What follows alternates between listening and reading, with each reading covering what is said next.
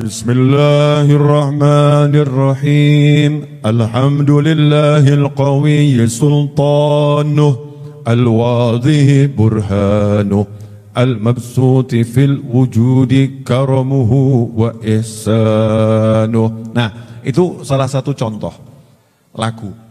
Di sini banyak qori yang suaranya enak-enak. Yang suaranya enak-enak. Nah, nanti di rumah latihan. Nah, rumah itu kalau dibacakan Maulid Simtuduror, maka rumahnya barokah. Ya, rumahnya barokah. Nah, maka diniatkan, baca sendiri. Kalau tidak ada orang lain yang dengarkan kan lebih enak toh. Weleke suaranya dewe gak ono sing roh. Lekak-lekuk gitu kan ya. Hanya aku yang menikmati. Nah, pasal pertama ini isinya apa? Isinya ini lautan ilmu. Samudra ilmu yang tak bertepi dan kedalamannya tanpa ujung. Semakin menyelam, semakin tenggelam. Semakin menyelam, semakin tenggelam. Dan semakin dalam, semakin indah. Semakin dalam, semakin mengagumkan dan kita akan tercengang. Dipelajari nggak ada habis-habisnya. Contoh, ya saya bukan orang yang pantas menjelaskan, tapi belajar dari makna zahirnya saja. Belajar dari makna zahirnya. Diawali dengan basmalah, udah pasti kita semua paham. Dilanjutkan dengan Alhamdulillah, kita juga semua paham. Ini mencontoh Al-Quran dan Sunnah Nabi Muhammad SAW. Tapi coba lihat isinya nih. Alhamdulillahil qawiyyi sultanuh. Segala puji syukur bagi Allah, Al-Qawiyyi sultanuh. Yang Allah itu kekuasaannya maha kuat. Allah yang kekuasaannya maha kuat. Pertanyaannya, kenapa kita diajak bersyukur kepada Tuhan yang kekuasaannya maha kuat? Kenapa kita diajak mensyukuri Allah di awal ini bukan dengan kalimat Allah yang maha memberi, Allah yang maha menyayangi, Allah yang maha menganugerahi? Enggak itu dulu. Tetapi kita diajak untuk merenungkan Tuhanmu itu Allah maha kuat. Kalau dibilang maha kuat, ya sudah, berarti maha dikjaya, maha perkasa. Semua sifat-sifat nama Allah yang serba luar biasa, itu masuk di dalam Al-Qawiyyi Sultanu. Kerajaannya Allah, kekuasaannya Allah sangat maha kuat. Nah, lanjutannya apa? Al-Wadhihi burhanuh. Yang tanda-tanda kekuasaannya Allah itu terlampau jelas. Saya mau nanya sekarang. Kalau kita lihat air, terus airnya jadi tsunami, jenengan punya meriam, jenengan punya tameng, jenengan punya duit, coba menghadapi tsunami, menang mana? Menang mana? Tsunami. Anda punya pasukan jumlahnya puluhan ribu, bahkan mungkin jutaan pasukan, perang melawan gempa bumi, sanggup enggak? Melawan gempa bumi, kocar kacir, ya kocar kacir. Allah pakai bala tentara Allah, makhluk Allah yang namanya api. Masya Allah, baru Allah tunjukkan api, hutan itu terbakar, manusia itu bingungnya luar biasa. Allah tunjukkan pasukan yang namanya matahari. Matahari itu dibuat panas sepanas-panasnya, banyak orang yang mati karena dehidrasi. Bingung manusia, ini kok panasnya seperti ini, panasnya seperti ini. Tanda-tanda kuasa Allah sangat banyak, bahkan di diri kita sendiri. Diri kita ini kalau mau melawan Allah Subhanahu wa ta'ala, coba kamu melawan dirimu sendiri. Enggak sanggup, baru melawan pikirannya saja udah pada stres. Betul. Mau mengendalikan pikirannya, jangan stres, jangan mumet, gak iso, stres aku, Masya Allah. Badannya gede, tengar. Awakmu gede, bangun. Gak kuat. Melawan bala tentara Allah yang namanya stres. Badan besar, gak bisa apa-apa. Belum lagi melawan bala tentara Allah namanya setruk. Na'udzubillah min dzalik, nasallahu afiyah. Gak bisa manusia, lemahnya luar biasa. Nah, Allah yang maha kuat seperti itu, Allah yang maha luar biasa. Lah kita ini yang lemah, welek, ya, dan maksiat gak mandek-mandek. Istighfar kita kurang. Allah kok al-mabsuti fil wujudi karamuhu wa ihsanuh. Al-mabsuti fil wujud, di jagat raya ini al-mabsut, terbentang luas. Apa yang terbentang luas? Karamuhu wa ihsanuh, karomnya Allah dan ihsannya Allah. Apa itu karom? Karom itu kedermawanan. Orang dermawan itu memberi tanpa diminta, itu namanya dermawan. Orang dermawan itu memberi sesuka dia, gak pakai ukuran, itu namanya dermawan. Wa ihsanuh, dan baik, suka memberikan kebaikan. Nah kalau kita lihat jagat raya ini, yang Allah tunjukkan, walaupun tanda kekuasaannya Allah itu luar biasa, yang Allah tunjukkan itu karamuhu wa ihsanuh. Yang namanya oksigen kita gak perlu pesan, Allah kirim ke hidung kita. Masuknya pun Allah yang ngatur, gak kelebihan, gak kekurangan. Matahari Allah atur, kapan matahari itu di bumimu bagian sini, berapa jam matahari itu harus ada, berapa jam dia harus pergi, Allah yang ngatur. Kemudian kalau kita lihat bumi ini, Masya Allah, Anda naik pesawat antariksa, Anda naik pesawat Garuda, Anda naik Lion, Anda naik Citylink, biar gak dikira iklan, KB tak sebut. Dan pesawat-pesawat yang lain itu kalau kena awan betul ya? Yang nggak pernah naik ya nggak paham. Yang pernah naik kan gitu kan ya? Keder itu, seperti naik mobil kena ground jalan. Tapi bumimu ini kapan kena ground jalan antariksa? Coba lihat. Antariksa itu kalau ada meteor menghantam bumi, subhanallah, la haula wala quwata illa billah. Dibuat buminya tidak bisa bergeser, tetap bergerak pada jalurnya dan tidak terpengaruh oleh hantaman-hantaman meteor. Lihat maha baiknya Allah Subhanahu wa taala, dijaga sama Allah taala. Udah berapa lama bumi ini muter, gak dikasih oli, bisa produksi oli. Mikiro. Nah ini Allah baiknya seperti ini. Makanya sama Habib Ali Habsyi disuruh lihat dulu, Tuhanmu itu maha kuat, Tuhanmu maha luar biasa. Tuhanmu kalau mau hancurkan kamu, mudahnya luar biasa. Tapi Allah itu kok ngasih kebaikan terus sama kita, syukuro gitu loh. Jadi awal dari Simtu Duror ini ngajak kita untuk kenal pada Allah Subhanahu wa ta'ala. Saya mau nanya sekarang, kalau baru diterangkan sama Pak Novel yang bodoh saja ini, diterangkan begini, rasanya baca maulid ini biasa atau luar biasa? Luar biasa ya. Kita diajak langsung kenal Allah, urip aja wedi. Allahmu maha baik dan Allahmu maha pemurah. Yang gak iman dikasih. Betul atau betul? Kira-kira ada enggak Allah mewahyukan pada angin, angin kamu hanya mengarah pada yang beriman ya, yang gak iman gak usah dikasih. Daono. Yang iman gak iman dikasih, itu namanya karomnya Allah Ta'ala, kemurahannya Allah Subhanahu wa Ta'ala. Yang taat dikasih, yang maksiat juga dikasih, itu namanya kemurahannya Allah Subhanahu wa Ta'ala. Itu namanya ihsannya Allah Subhanahu wa Ta'ala. Nah di sini kita disuruh nyontoh, contohlah akhlaknya Allah. Allah itu maha kuat, Allah itu maha kuasa, Allah itu maha. Tapi Allah selalu memberi dan memberi dan memberi. Kamu baru punya sedikit aja, kok gayanya luar biasa. Jangan seperti itu. Contoh Allah, kalau kamu punya kekuasaan, jangan kamu tunjukkan kekuasaanmu, tapi tunjukkan kemurahanmu. Kan luar biasa. Majikan, mecat bisa, tapi dia nggak main pecat, tapi ngasih bonus dan bonus dan bonus. Kira-kira kalau ada majikan seperti ini dicintai enggak? Dicintai ya. Nah kita punya Allah yang maha pemurah, maha baik, kok kitanya biasa-biasa saja. Orang-orang soleh, para wali, itu adalah ahlul wafa. Ahlul wafa itu apa? Wafi itu sifat seseorang yang menepati janji dan pandai membalas budi.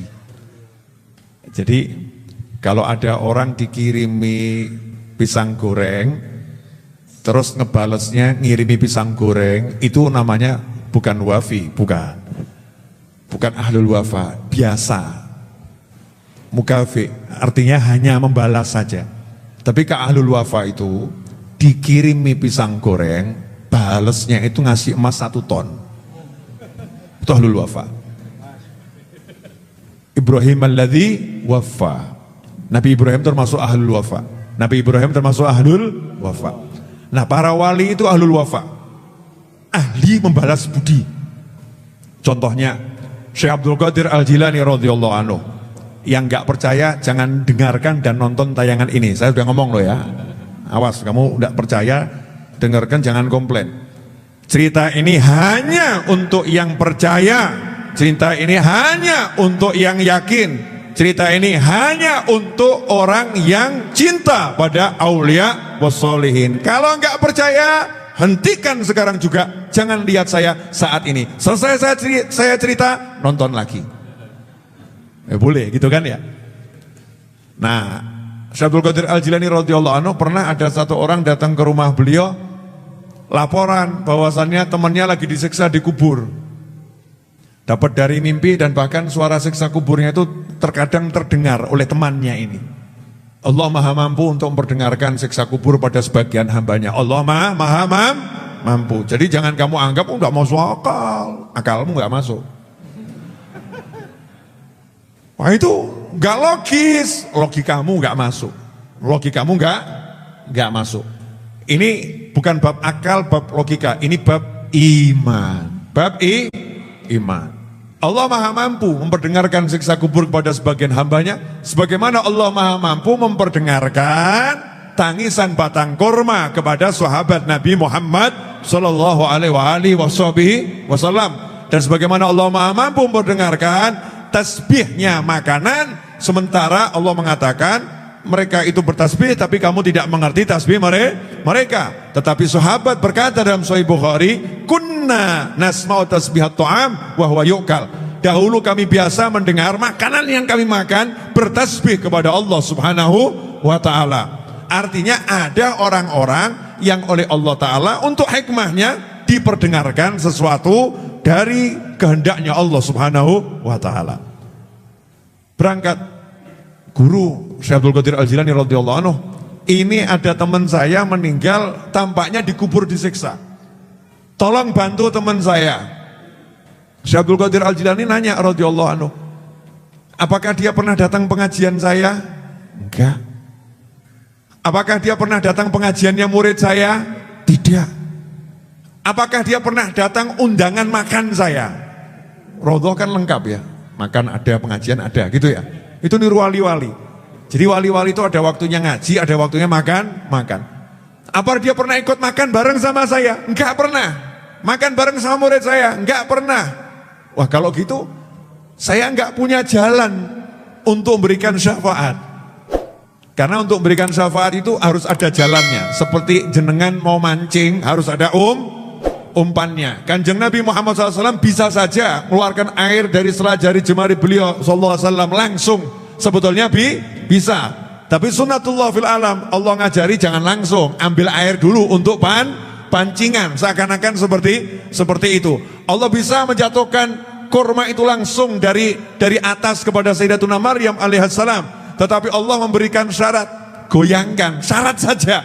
Obahno, walaupun tidak akan bergerak, digerakkan, kormanya berjatuhan. Ya seperti itu. Semua itu ada syaratnya, ada sebabnya, termasuk syafaat.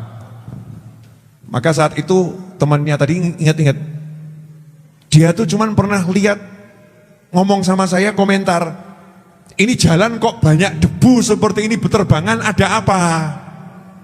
Maka dijawab oleh teman tadi rombongannya Syekh Abdul Qadir Al-Jilani bersama murid-muridnya, bersama guru, bersama murid-muridnya barusan lewat sini. Ini debu yang berterbangan karena banyaknya kuda yang lewat sini tadi itu. Dia kagum dengan debu-debu yang berterbangan. Berarti ini kelompok yang besar. Syekh Abdul Qadir Al-Jilani radhiyallahu anhu mengatakan, dia lihat debu yang diinjak oleh kuda saya dan murid-murid saya, dan dia senang, kagum. Iya, kalau begitu sekarang saya bisa memberikan pertolongan kepadanya dengan izin Allah Ta'ala. Tunjukkan di mana makamnya, saya mau ziarah. Diparani, diziarahin, angkat tangan, doakan terus sampai suara siksa kubur itu hilang. Nah ini namanya ahlul wafa, ahli balas budi. Baru seneng sama debunya saja diperjuangkan seperti itu. Ahlul wafahum liman wafahum. Kalau ada orang yang memang berjuang untuk menyenangkan wali Allah, berjuang untuk mengikuti jalannya wali Allah, berjuang untuk membela wali-wali Allah, mereka, beliau-beliau akan jauh lebih memperjuangkan orang-orang tersebut. Seperti kita suka kirim Fatihah kepada wali-wali Allah, kita suka sodakoh untuk wali-wali Allah, kita suka buat haulnya wali-wali Allah, kita tahlilkan wali-wali Allah. Mereka akan membalas, beliau-beliau akan membalas dengan balasan nanti buat kita akan tercengang. Akankah kaget? Ahlul wafahum liman wafahum in rumta tahya faqsid himahum. Kalau kamu pengen betul-betul jadi orang yang bisa hidup, nah kira-kira Anda ini pengen hidup atau pengen mati?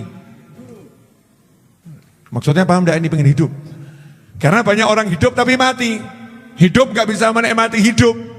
Hidup penuh dengan galak, hidup penuh dengan gundah gulana, hidupnya banyak pikiran yang gak benar, aneh-aneh, resah, gelisah. Itu namanya mati sebelum mati.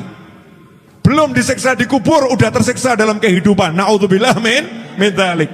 Belum disiksa di kubur, udah tersiksa dengan cari penghidupan. Na'udzubillah min dzalik. Sementara orang-orang yang hatinya kenal Allah Ta'ala, walaupun gak punya duit bahagia. Ajib ya, gak punya duit bahagia, asyik, diuji macam-macam tetap bahagia. Nah kalau kamu pengen punya hati yang hidup seperti itu, hatinya bisa senang, ayam, tentrem, menyenangkan, faqsid himahum, datangilah perlindungannya orang-orang soleh. Kumpul sama orang-orang soleh, cari orang-orang soleh, bergaul bersama beliau-beliau, duduk bersama beliau-beliau, nanti akan dapat syafaat. Itu syairnya tadi, iklannya cukup, mari kita lanjutkan pengajian. Tadi iklan loh ya. Monggo diunjuk kopinya. Udah habis. Masa saya nggak boleh unjuk kopi? Boleh ya nih? Boleh ya?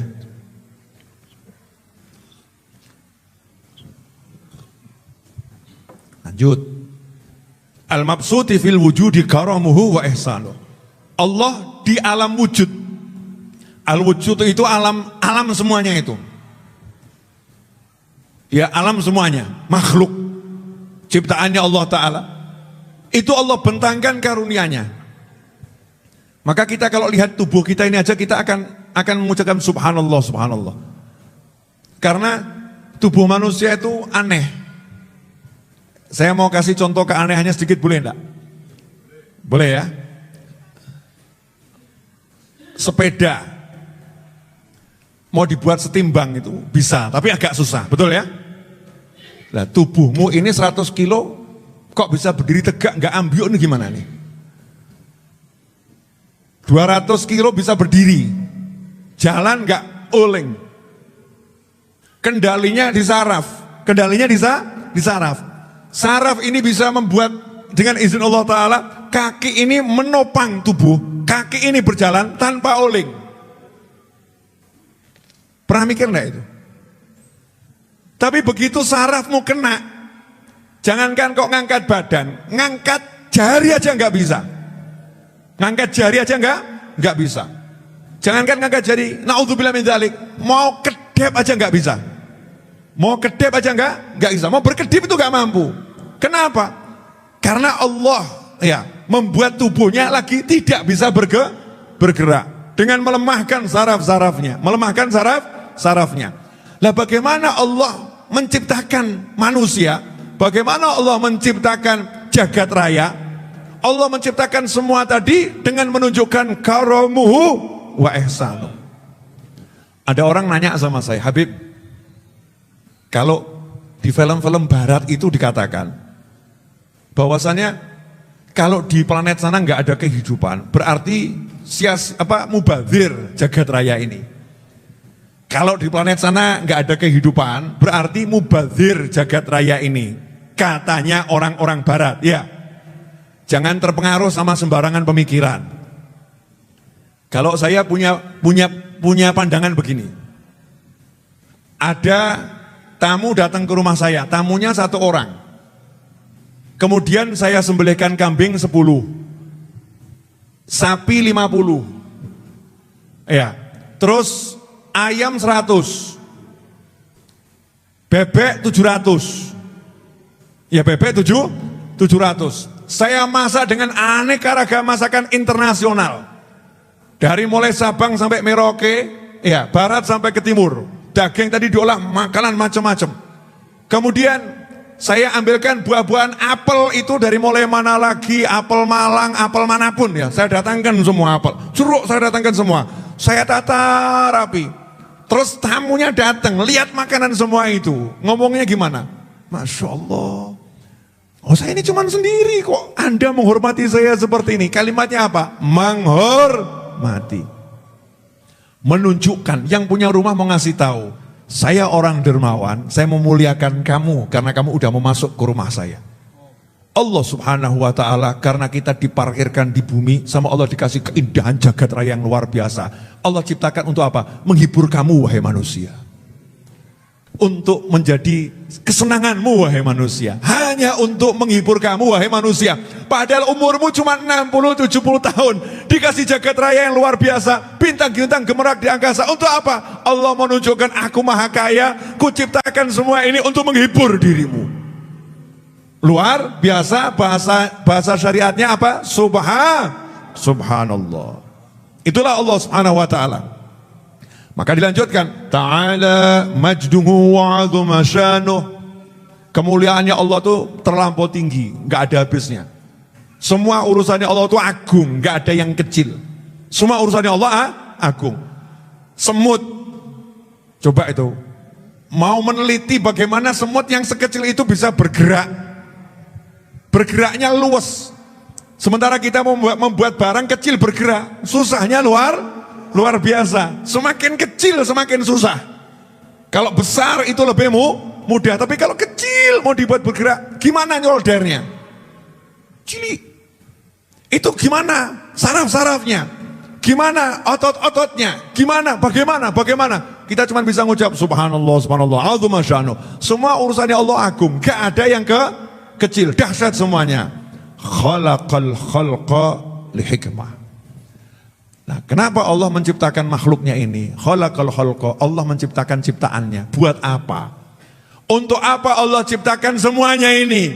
Untuk apa Allah ciptakan 7 lapis langit, 7 lapis bumi? Untuk apa Allah ciptakan jagat raya yang luar biasa? Untuk apa? Lihikmah. Karena Allah punya hikmah. Punya hikmah tertentu. Punya hikmah tertentu. Wa tawa 'alaiha 'ilmah. Tetapi hikmah ini ilmunya disembunyikan oleh Allah Ta'ala. Ada orang nanya, kenapa Allah nyiptakan lalat? Apa lalat? Lalat apa dia? Lalat sama laler jadinya lalat. Lalat ya. Kenapa Allah menciptakan lalat? Manfaatnya apa menciptakan lalat? Ada orang nanya begitu. Karena nggak sampai akalnya. Buat apa diciptakan lalat? Buat apa diciptakan semut? Allah kasih ilmunya, tapi ilmunya ditutup sama Allah subhanahu wa ta'ala. Dirahasiakan oleh Allah subhanahu wa ta'ala. Wa basata lahum min faidil minnati ma jarat bi fi aqdarihil qismah. Orang-orang yang punya jatah dapat hikmah nanti dikasih sama Allah ta'ala. Jadi nggak semua orang tahu, makanya suruh tanya sama orang lain. Ada apa ya? Nih hikmahnya apa? Nanti dikasih tahu sama Allah subhanahu wa ta'ala. Dan jatahnya setiap orang, setiap makhluk Allah hidup di jagat raya ini, jatahnya beda-beda. Allah ngasih terserah Allah. Ada jatahnya sendiri-sendiri. Fa'arsala ilaihim asyrafa khalqihi wa ajalla abidi rahmah.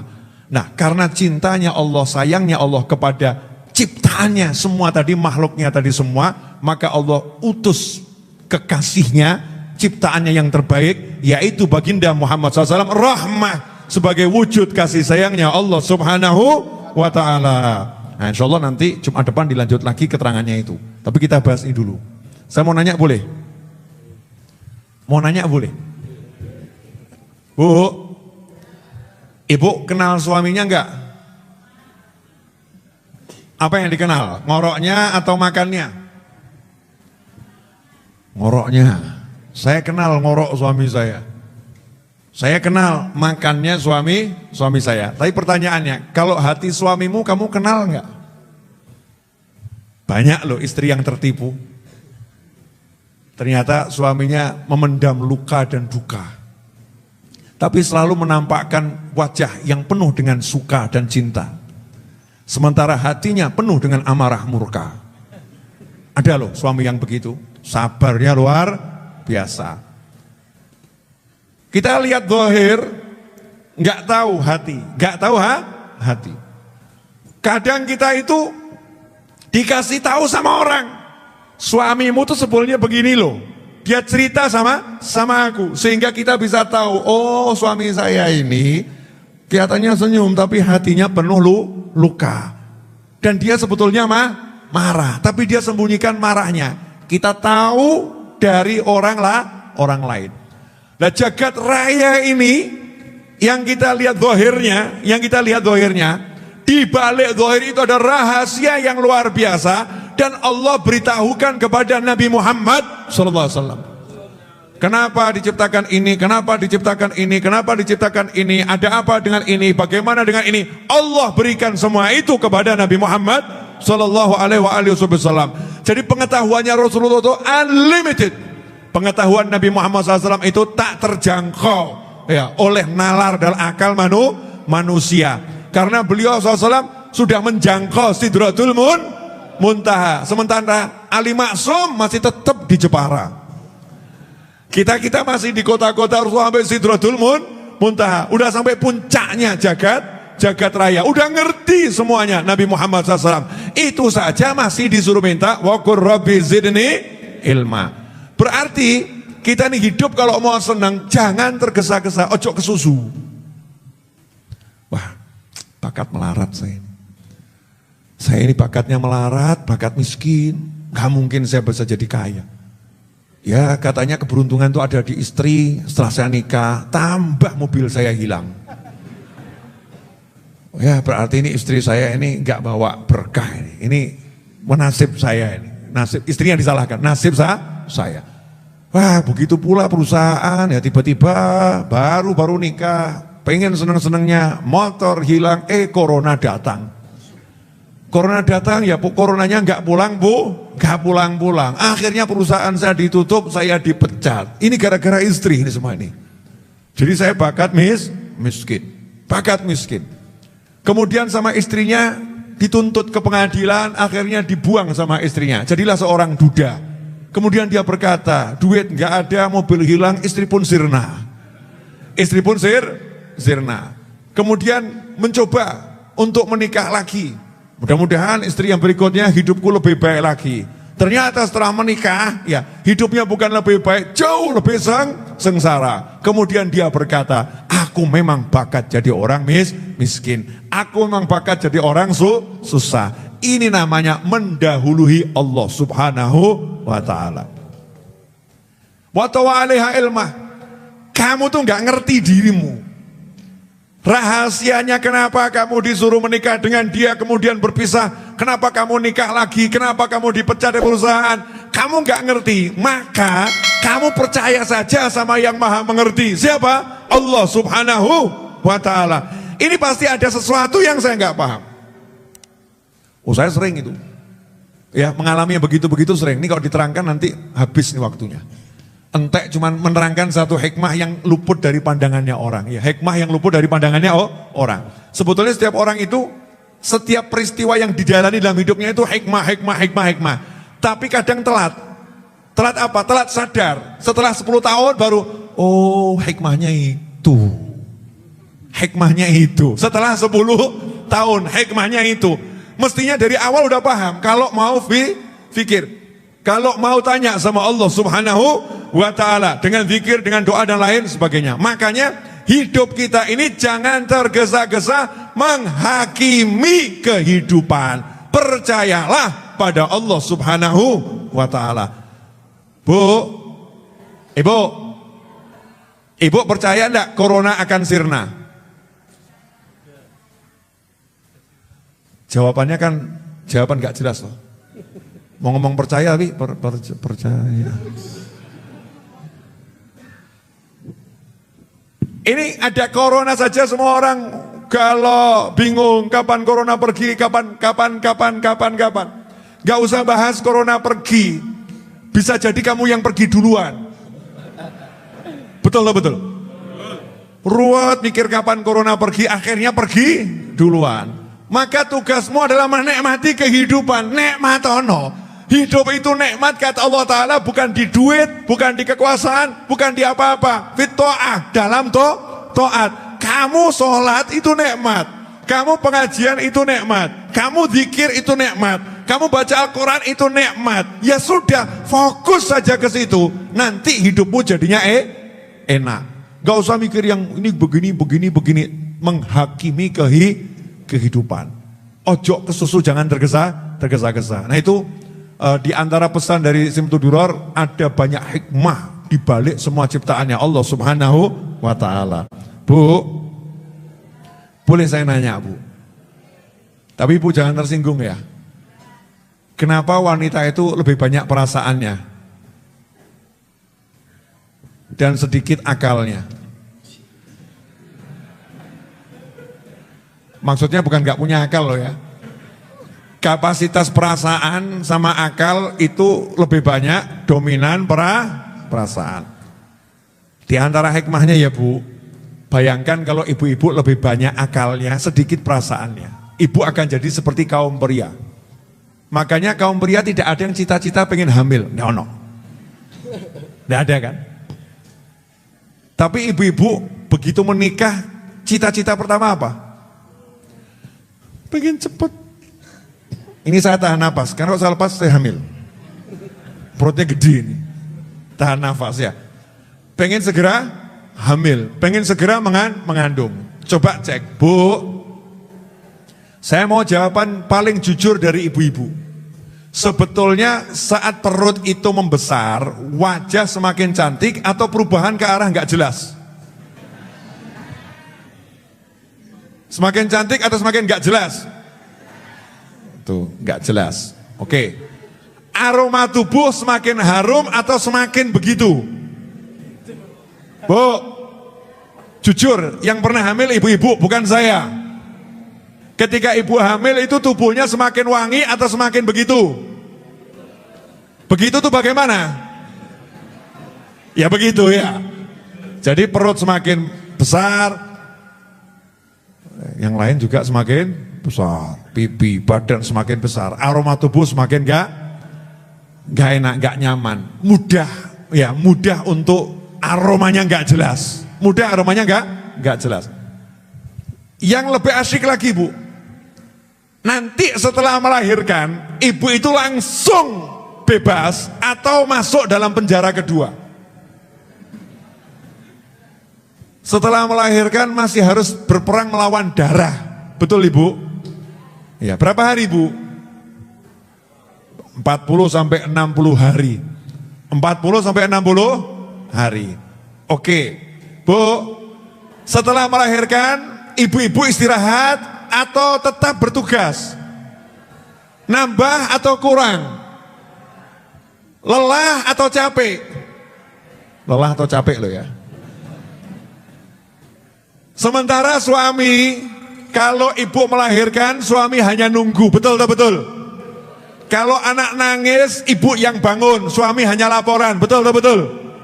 Anakmu nangis, betul tak? Begitu nangis dibilang apa? Anakmu nangis, anakmu lapar, anakmu itu loh ya, keluar kotoran di belakang, anakmu ganti nih, anakmu. Saya mau nanya Bu, ini semua menyenangkan atau menyiksa? Lo menyenangkan, orang waras toh.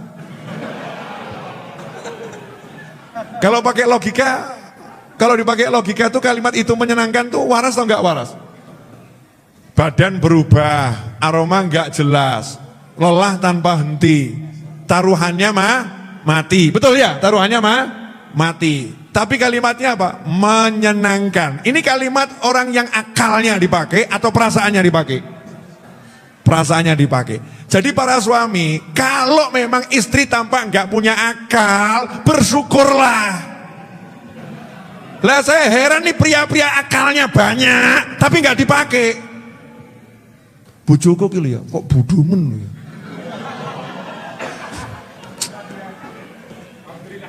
Mestinya alhamdulillah.